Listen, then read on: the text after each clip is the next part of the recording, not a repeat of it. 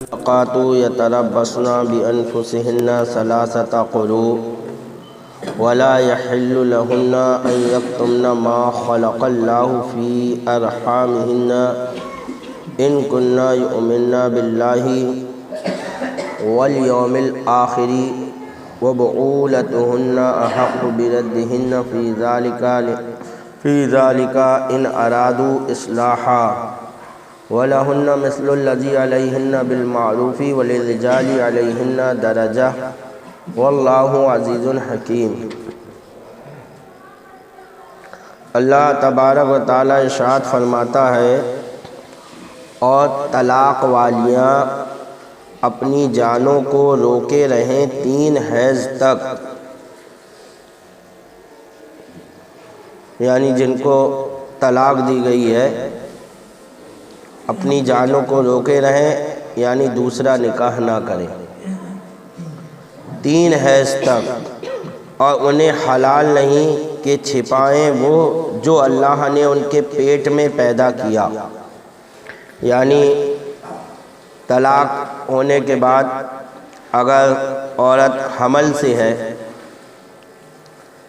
اس کے پیٹ میں بچہ ہے، تو عدت جو ہے وضع حمل ہے، یعنی جب تک کہ بچہ پیدا نہیں ہو جائے گا عدت پوری نہیں ہوگی۔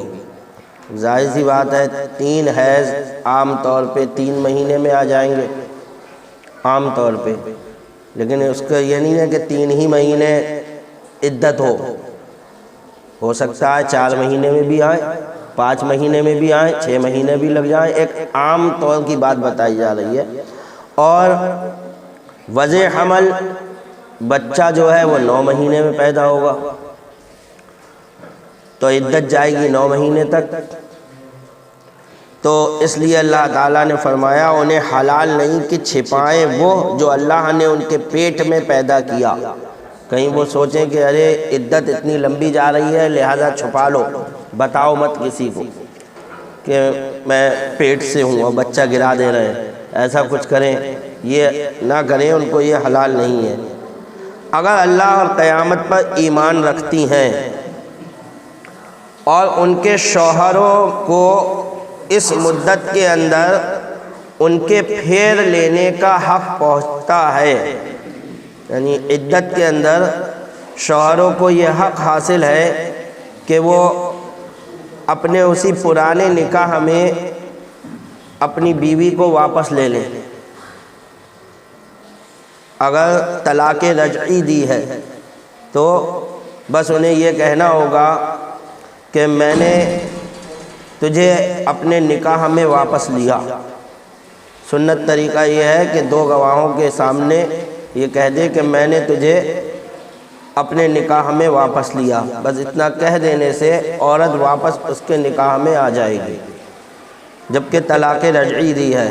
تو اللہ فرماتا اور ان کے شوہروں کو اس مدت کے اندر ان کے پھیر لینے کا حق پہنچتا ہے اگر ملاپ چاہیں، اور عورتوں کا بھی حق ایسا ہی ہے جیسا ان پر ہے شرع کے موافق، اور مردوں کو ان پر فضیلت ہے، مردوں کو عورتوں پر فضیلت ہے، اور اللہ غالب حکمت والا ہے۔ حضرت اسماء بنت یزید انصاریہ فرماتی ہیں کہ زمانہ نبوی میں مجھے میرے شوہر نے طلاق دی، اور اس وقت تک عدت کے احکام اسلام میں نہ آئے تھے کہ کیا احکام تھے عدت کے۔ اس موقع میں یہ آیت کریمہ اتری اور سب سے پہلے عدت طلاق انہوں نے ہی گزاری، سب سے پہلے عدت طلاق گزارنے والی حضرت اسماء بنت یزید ہیں، جو انصاریہ عورت تھیں، سب سے پہلے انہوں نے ہی عدت گزاری جب یہ آیت کریمہ نازل ہوئی۔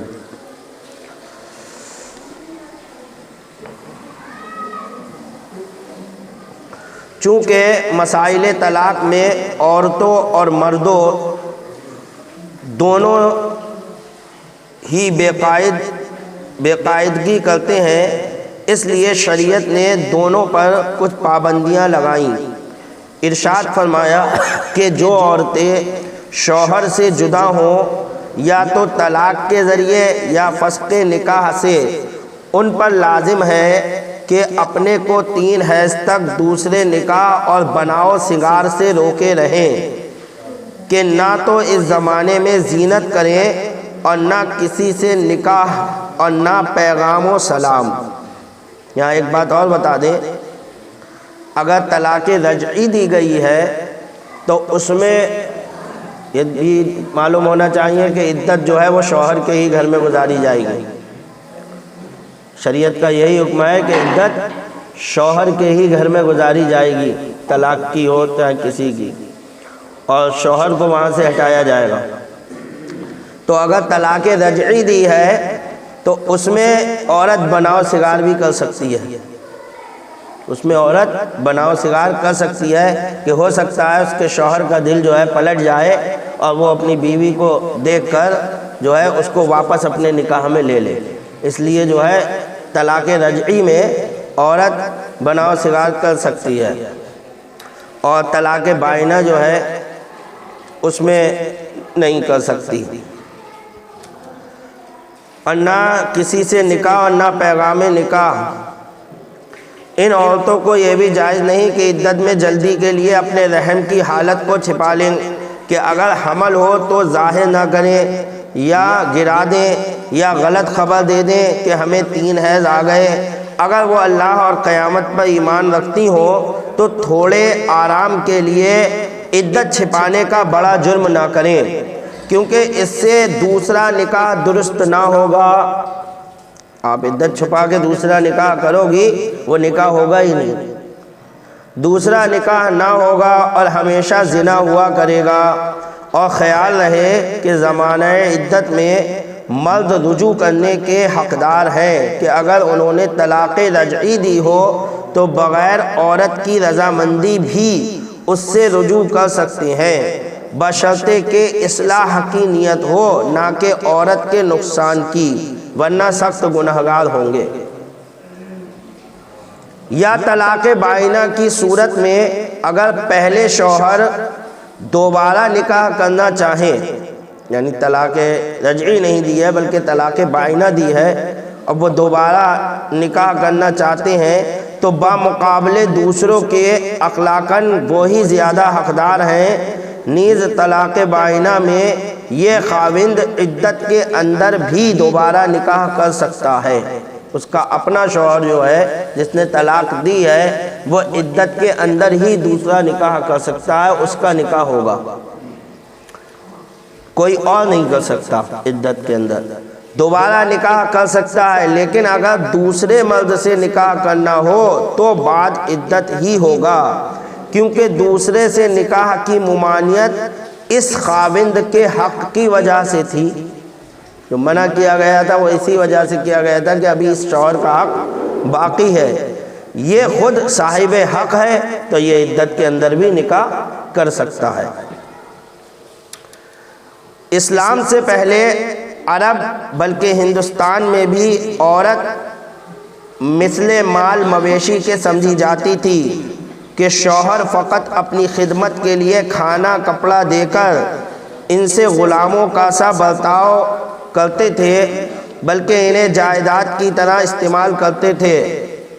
اسلام نے عورت کو نیچے سے اوپر اٹھایا، اس کے حقوق بھی قائم کیے، مگر چونکہ بالکل برابری کرنے میں گھر کا انتظام قائم نہیں رہ سکتا، ان کو عزت بخشی، ان کو نیچے سے بہت اوپر اٹھایا لیکن برابر کا درجہ نہیں دیا مرد کے۔ اس کی وجہ یہ ہے کہ اس سے گھر کا انتظام ہی قائم نہیں رہے گا اگر مرد عورت کو برابر کا درجہ دے دیا جائے۔ ملکی اور خانگی انتظام کے لیے کوئی افسر ضرور چاہیے۔ اگر ملک میں کوئی بادشاہ نہ ہو، سب برابر ہوں تو اس کی بربادی یقینی ہے نہیں؟ ضروری ہے ایک بادشاہ کا ہونا ملک میں، اگر بادشاہ ہی ہٹا دیا جائے اور سب کو کہو بھائی سب برابر ہو، کوئی بادشاہ نہیں، تو کیا دیش کا نظام چل پائے گا؟ ہرگز نہیں چل پائے گا، کبھی نہیں چل سکتا۔ تو ایسے ہی گھر کے نظام چلانے کے لیے بھی ایک افسر کی ضرورت پڑتی ہے، اور وہی اللہ تبارک و تعالیٰ نے مرد کو بنایا ہے۔ برابر ہو تو اس کی بربادی یقینی ہے۔ ایسے ہی اگر گھر میں کوئی حاکم نہ ہو، سب یکساں ہو تو گھر کی تباہی لازمی ہے۔ اس لیے مردوں کو عورتوں کا حاکم بنایا، کیونکہ مرد میں قوت، شجاعت، عقل وغیرہ زیادہ ہے۔ یہ ایک تسلیم کرنے والی بات ہے، ایسے تو بکواس کرتے رہو، نہیں، عورت میں بھی بہت زیادہ آئی ہے۔ اگر زیادہ ہے تو بتاؤ مرد پردھان منتری زیادہ کیوں بنتے ہیں، عورتیں کیوں نہیں بنتی؟ ہم تمہیں سے پوچھتے ہیں، تمہاری پارٹیوں میں زیادہ تر ٹکٹ جو ہے مردوں کو کیوں ملتے ہیں، عورتوں کو کیوں نہیں ملتے؟ سب عورتوں کو دو، اگر عورتوں میں عقل زیادہ ہے۔ پردھان منتری مرد ہی کیوں چنتے ہو زیادہ تر؟ ابھی تک جب سے دیش آزاد ہوا تب سے اب تک لے کر بتاؤ مجھے کتنی عورتوں کو پردھان منتری بنایا گیا؟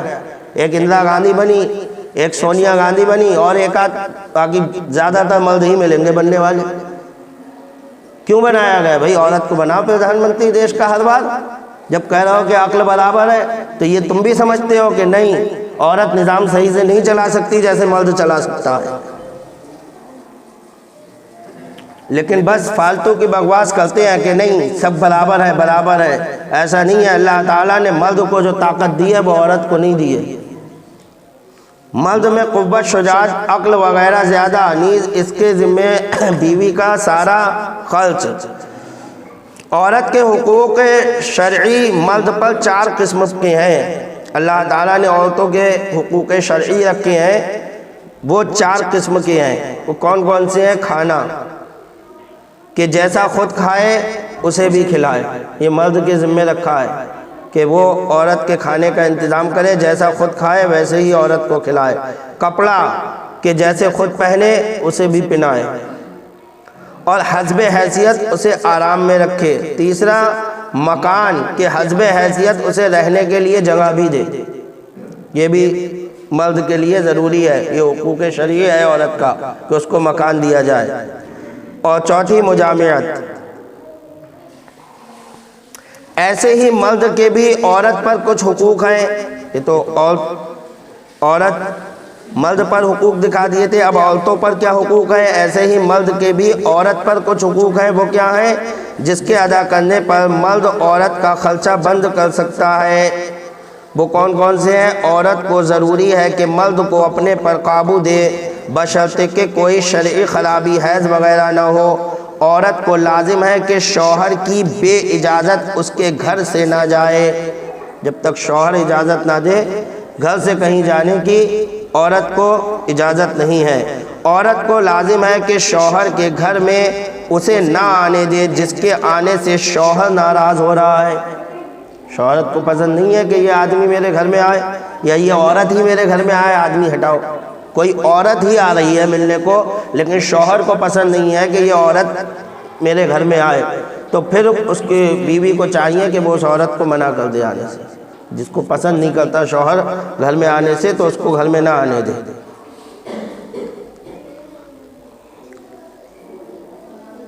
یہ حقوق شرعی تھے، یہ تو حقوق شرعی ہو گئے، ان کا تو بہت ضروری ہے، حقوق شرعی تھے۔ رہے حقوق اخلاقی، کچھ اخلاقاً حقوق ہوتے ہیں کہ آدمی پیار و محبت میں وہ کام بھی کرتا ہے، وہ بے شمار ہیں۔ کیا کیا ہے؟ عورت مرد کے لیے کھانا تیار کرتی ہے، تو یہ شریعت نے نہیں رکھا ہے، یہ شرعی حق نہیں ہے کہ نہیں عورت کھانا پکا کر مرد کو دے، کہیں شریعت نے نہیں دیا ہے۔ اگر نہیں پکائے لاؤ، تم لاؤ پکاؤ، بیوی کو بھی کھلاؤ، خود بھی کھاؤ، تمہاری ذمہ داری ہے۔ بھئی کھانا کی ذمہ داری کس کے اوپر ڈالی ہے؟ مرد کے اوپر، کہ عورت کو کھانا دے۔ اب وہ نہیں پکاتی، دیو کھانا، لیکن یہ اس کی محبت ہے کہ وہ پکاتی ہے۔ یہ بھی حق کے اخلاقاً حق ہے، محبت کا ہے کہ بھئی ادا کرتی ہے، اپنے شوہر اپنے بچوں کے لیے پکاتی ہے، تو یہ اخلاقی حق ہے۔ حقوق اخلاقی وہ بے شمار ہیں۔ عورت مرد کے لیے کھانا تیار کرے۔ حدیث شریف میں ہے کہ اگر غیر خدا کو سجدہ کرنا جائز ہوتا تو میں عورتوں کو حکم دیتا کہ اپنے شوہروں کو سجدہ کریں۔ اس کے گھر کو آراستہ رکھے، گھر کو سجا کر رکھے، اس کی رضا کے لیے بناؤ سنگار کرے، اپنے آپ بھی جو ہے بناؤ سنگار سے گھر میں رہا کرے، اپنے جو میک اپ کا سامان ہے وہ گھر میں استعمال کرا کرے، لیکن گھر میں تو جو ہے بالکل کجڑیاں بن کے رہیں گی، اور ہالوں میں جائیں گی تو پری بنیں گی۔ جہاں پر رہنا چاہیے شریعت کہہ رہی ہے کہ گھر میں بناؤ سنگار کے ساتھ رہو۔ کیوں؟ وہاں جو تمہیں دیکھنے والا ہے حلال ہے جس کا دیکھنا وہ موجود ہے، جو تمہیں محبت کی نگاہوں سے دیکھے گا، جس کے بارے میں فرمایا حدیث پاک میں کہ میاں بیوی ایک دوسرے کو محبت کی نگاہوں سے دیکھتے ہیں تو اللہ تعالیٰ دونوں کی مغفرت فرما دیتا ہے۔ تو تم وہاں پر بناؤ سنگار کرتی نہیں ہو، اور کہیں تمہیں ہال میں جانا ہو، کہیں بے پردگی ہو رہی ہے، وہاں جو ہے وہاں پر بناؤ سنگار سارے میک اپ استعمال کیے جا رہے ہیں۔ تو اس طرف جو ہے توجہ دیں ہماری ماں بہنیں کہ بناؤ سنگار کو اسلام نے منع نہیں کیا ہے، زینت تمہارے لیے رکھی ہے، سج کر رہو، اور سج کے عورت اچھی لگتی ہے، لیکن اپنے شوہروں کے لیے سجو، یہ نہیں کہ غیروں کے لیے سجو۔ تو ایسے ہی مرد کے بھی عورت پر کچھ حقوق ہیں۔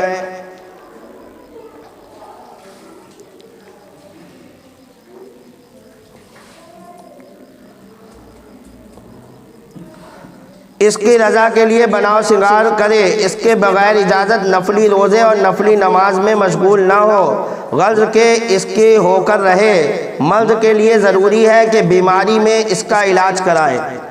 یہ علاج کرانا یہ شرعی ضرورت، شرعی حقوق نہیں ہے۔ شرعی حقوق تو بتا دیے، کھانا کھلانا، کپڑے پہنانا اور مکان دینا، لیکن اخلاقی حقوق ہے۔ جب عورت کھانا پکا کر آپ کو کھلا سکتی ہے تو وہ بیمار ہو تو اس کا علاج کرانا بھی آپ کی ذمہ داری ہے۔ یہ اخلاقی حقوق ہیں، اس طرف بھی توجہ۔ بیماری میں اس کا علاج کرائے۔ اکثر بہت جگہ ایسا دیکھا گیا کہ زیادہ عورت بیمار ہو جاتی ہے تو کہتے ہیں جا میکے چلی جا۔ یا اللہ، اب آئی ہے تیرے پاس رہنے کے لیے، جب زیادہ بیمار ہو گئی میکے بھیج دیا، جب صحیح ہو جائے تو آ جائیے۔ یہ کون سا طریقہ ہے؟ عورت بھی کہتے کہ صاحب میں نہیں پکا کے دیتی کھانا، نہیں تمہارے بچے کو دودھ پلاتی، نہیں تمہارے کپڑے دھوتی، رکھو نوکرانی، تو کیا کرو گے؟ تو حقوق اخلاقی بھی ہیں، ان پر بھی عمل ضروری ہے کہ جب وہ کھانا پکا کر دے رہی ہے، جب وہ کپڑے دھو کر دے رہی ہے، جب وہ تمہارے بچے کو دودھ پلا رہی ہے، تو جب بیمار ہوگی تو اس کے علاج کرنا بھی تمہاری ذمہ داری ہے۔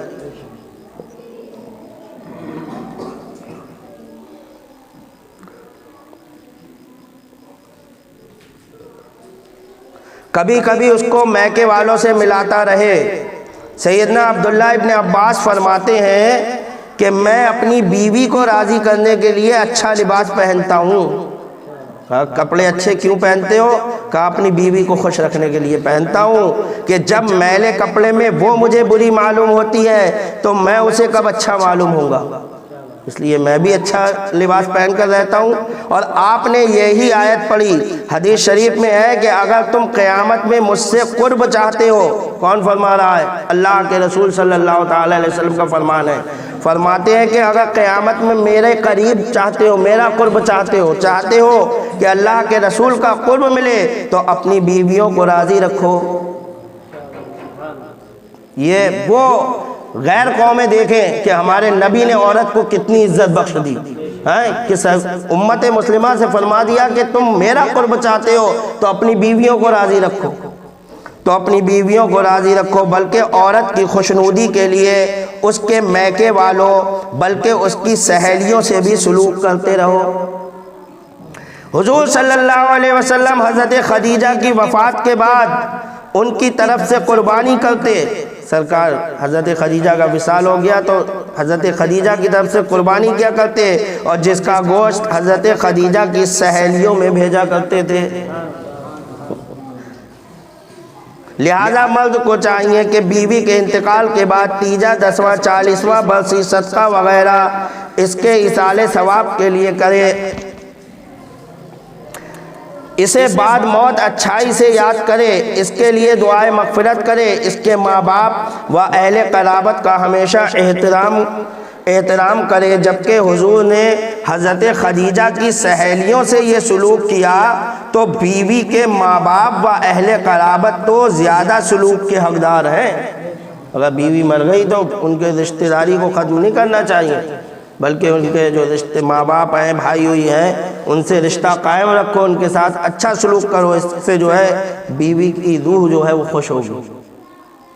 خلاصہ یہ کہ ہر ایک دونوں کو خوش رکھنے کی انتہائی جائز کوشش کریں۔ مرد کے ذمے یہ جو کہا گیا کہ مرد کو اللہ تعالیٰ نے فضیلت بخشی ہے تو اس کی وجہ بھی ہے، مرد کے ذمے عورت کا سارا خرچ ہے، عورت کے ذمے مرد کا خرچ نہیں ہے۔ بولو مرد کے ذمے خرچ رکھا ہے نا، عورت کے ذمے تو خرچ نہیں رکھا کوئی، تو ظاہر سی بات ہے مرد کی فضیلت بڑی۔ اگر عورت کی فضیلت زیادہ ہوتی تو مرد آرام سے گھر میں بیٹھتا، عورت جاتی کمانے، لیکن نہیں، جب سارا بوجھ مرد کے اوپر دیا ہے تو فضیلت اس کی ظاہر سی بات ہے مرد کی بڑھے گی۔ تو یہ مرد کی فضیلت یوں بڑھی کہ مرد کے ذمے عورت کا سارا خرچ ہے، عورت کے ذمے مرد کا خرچ نہیں، اور مرد پر مہر لازم ہے، عورت پر نہیں۔ بھئی نکاح تو دونوں کا ہوا ہے، لیکن مہر کون دیتا ہے؟ مرد دیتا ہے، عورت تو نہیں دیتی۔ تو بولو پھر مرد کی فضیلت کیوں نہ بڑھے؟ تو مرد پر مہر لازم، عورت پر نہیں۔ تو یہ کل ملا کے بتانا مقصد یہی ہے کہ مرد و عورت کو پیار و محبت سے ہی رہنا چاہیے۔ اس آیت سے معلوم ہوا، ایک اعتراض بھی کر رہے ہیں کہ اس آیت سے معلوم ہوا کہ مرد کو عورت پر فضیلت ہے، آپ نے اس آیت کے ذریعے یہ بتایا، تو چاہیے کہ ہم مرد حضرت فاطمہ زہرا و عائشہ صدیقہ سے افضل ہوں۔ یہ ایک سوال کرنے والے نے سوال کیا کہ بھائی مرد فضیلت رکھتا ہے عورت سے، تو ہم ہر آدمی جو ہے حضرت فاطمہ سے زیادہ فضیلت والا ہونا چاہیے، حالانکہ یہ بات غلط ہے۔ ہم حضرت فاطمہ زہرا کے قدموں کی دھول بھی نہیں ہے نہیں، ہم مرد حضرت فاطمہ زہرا رضی اللہ تعالیٰ عنہ کے قدموں کی دھول بھی نہیں ہے، تو پھر یہ فضیلت والی بات کا کیا جواب ہوگا؟ تو کہہ رہے ہیں اس کے دو جواب ہیں۔ ایک یہ کہ یہاں رجال سے مراد خاوند یعنی شوہر ہیں، کہا گیا کہ مرد فضیلت رکھتا ہے یعنی بیوی پر شوہر کو فضیلت ہے، یہ نہیں کہ ہر عورت پر ہر مرد کو فضیلت حاصل ہو جائے، بلکہ اپنی بیوی پر اللہ تبارک و تعالیٰ نے شوہر کو فضیلت عطا فرمائی ہے، نہ کہ عام مرد یعنی خاوند کو بیوی پر فوقیت ہے، اور واقعی حضرت علی کو جناب فاطمہ پر فوقیت ہے نہیں، حضرت علی ہے ان کے مقابلے میں، حضرت علی کی فضیلت زیادہ ہے، حضرت فاطمہ کی کم ہے۔ تو اس کا یہ مطلب نہیں ہے کوئی یہ کہہ دے کہ ہم جو ہے معاذ اللہ حضرت فاطمہ سے افضل ہو گئے۔ تمام عورتوں سے جیسے کہا جاتا ہے کہ انسان، اچھا حضور صلی اللہ علیہ وسلم کو تمام ازواج پاک پر بہت ہی فضیلت ہے۔ دوسرے یہ کہ رجال میں الف لام جنسی ہے، جس سے اس کی جمعیت باطل ہو گئی، اور معنی یہ ہوئے کہ جنس مرد یعنی حقیقت مرد حقیقت عورت سے افضل ہے، نہ کہ تمام مرد تمام عورتوں سے۔ جیسے کہا جاتا ہے کہ انسان اشرف المخلوقات ہے، بولو کہا جاتا ہے نہیں کہا جاتا؟ انسان اشرف المخلوقات ہے، یعنی تمام مخلوق میں اللہ تعالیٰ نے سب سے افضل سب سے اشرف انسان کو بنایا ہے۔ تو اس کا یہ مطلب نہیں ہے کہ ابو جہل جو ہے وہ فرشتوں سے افضل ہو گیا ہے، تو وہ بھی انسان۔ کوئی کہہ دے ارے انسان جب سب سے افضل ہے تو ابو جہل جو ہے فرشتوں سے افضل ہو گیا، معاذ اللہ، یہ مطلب ہرگز نہیں ہے۔ یعنی جنس انسان دوسری جنس سے افضل، نہ کہ افراد انسان۔ لہذا یہ نہیں آتا کہ ابو جہل حضرت جبرائیل سے افضل ہو جائے، بلکہ نہیں، جنس انسان یعنی اللہ تبارک و تعالیٰ نے انسان میں جو ہے ایسے افضلیت رکھی ہے کہ وہ تمام مخلوق سے افضل ہے، یعنی اللہ کے رسول صلی اللہ علیہ وسلم ہمارے نبی جو ہے وہ تمام مخلوقات سے افضل ہے۔ ایک جنس انسان لے لیا، سب سے افضل ہے، اس کا یہ مطلب نہیں ہے کہ ہم فرشتوں سے افضل ہو جائیں گے معاذ اللہ رب العالمین۔ تو یہ مسئلہ بھی سب کے سمجھ میں آ گیا ہوگا۔ وَمَا عَلَيْنَا إِلَّا الْبَلَاغُ، سنتیں پڑھ لی۔